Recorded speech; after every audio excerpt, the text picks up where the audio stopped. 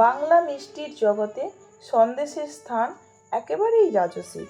কিন্তু যদি তাতে যোগ হয় আমের রস, তাহলে তৈরি হয় এক অনন্য স্বাদ, আম সন্দেশ।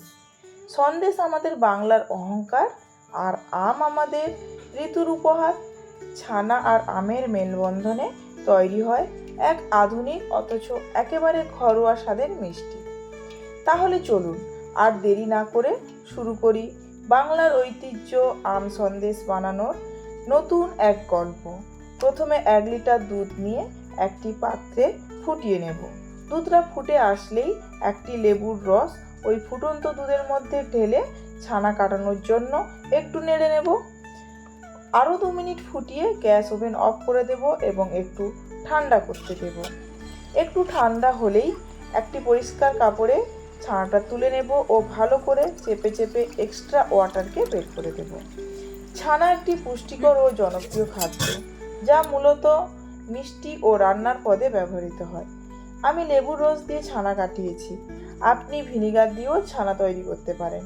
এটি মূলত ভারতের উপমহাদেশের বহুল ব্যবহৃত একটি উপাদান, বিশেষ করে পশ্চিমবঙ্গ ও বাংলাদেশে। এখন 2টো মাঝারি সাইজের আম নিয়ে ভালো করে ধুয়ে কেটে নিয়ে আমের শাঁসটা বের করে নেব। ওই শাঁসটা একটি মিক্সি গ্রাইন্ডারে দিয়ে ভালো করে ব্লেন্ড করে নেব। এখন জল ঝরিয়ে রাখা ছানাটা একটি পাত্রে নিয়ে ভালো করে হাতা দিয়ে স্ম্যাশ করে নেব। একটু নরম হলেই ছোট একটা বাটিতে চিনি দিয়ে আবারও ভালো করে ঠাসতে থাকবো।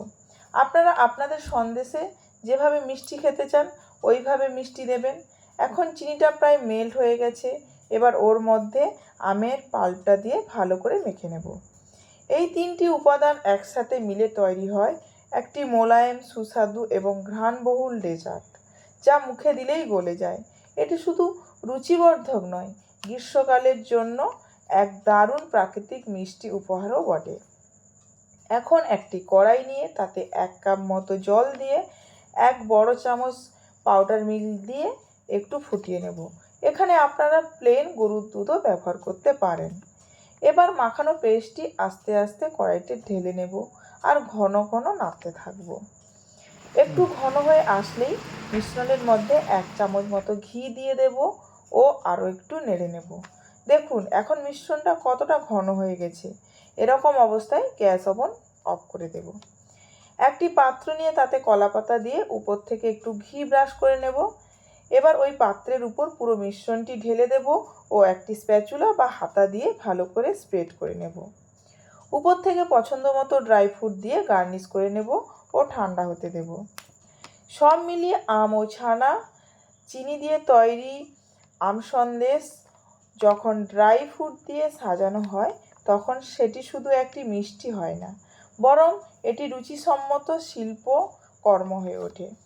স্বাদ, ঘ্রাণ ও পুষ্টির দিক দিয়ে এটি একটি পরিপূর্ণ গ্রীষ্মকালীন উপহার। এখন একটি ছুরির সাহায্যে এইভাবে স্লাইস করে কেটে নেব। দেখুন আম সন্দেশটা দেখতে কতটা সুন্দর হয়েছে আর খেতেও দারুণ হয়েছে। এবার এটা ঘন্টা 4 ফ্রিজে রেখে ঠান্ডা ঠান্ডা পরিবেশন করব।